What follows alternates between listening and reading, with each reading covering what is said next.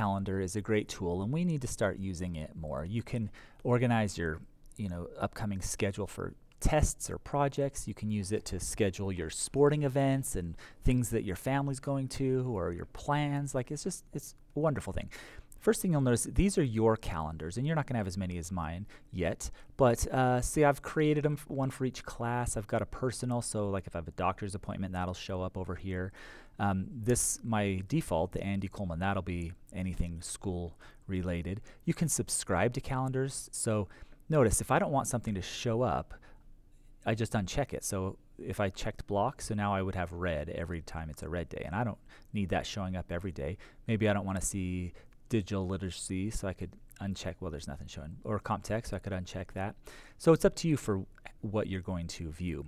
And if you want to subscribe to, there's all sorts of calendars you can subscribe to. If you're a Pittsburgh Penguins fan, you can subscribe to their calendar, so all their games will show up on yours. So it's pretty cool.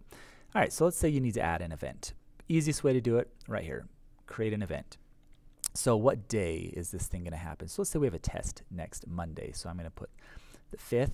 Now you can put a time, or you can make it all day. They look different on the calendar, and we'll see that. I'm going to keep it as a time right now. Location, like for most things I don't use that. But like if it's a conference or a tournament, by putting the location, it'll actually integrate with Google Maps. I don't need any notifications. So which calendar is this going to go? Because I've got several of them. So I'm going to keep it as my Andy Coleman, and I've set gray aside for all my school-related things. All right, so I click Save.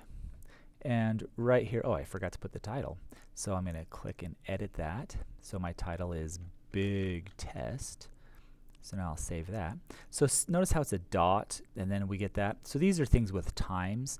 If you have something that is completely colored like this, that means that it was an all-day event. So it's however you want to do that. All right, you are going to subscribe to the digital literacy calendar. So the way you're going to do that is you're going to get the link, and then you'll say, here's where we get new calendars. But we're going to come down here to From URL, and you'll put that URL right in there, and then you'll say Add Calendar. So now if I come back here, it shows up down here. This is my example one just for this. And you'll see that, I had a huge test on that calendar as well.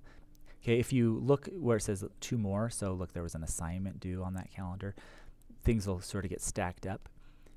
So it's easy to add events and subscribe to calendars. Those will be the skills you will need.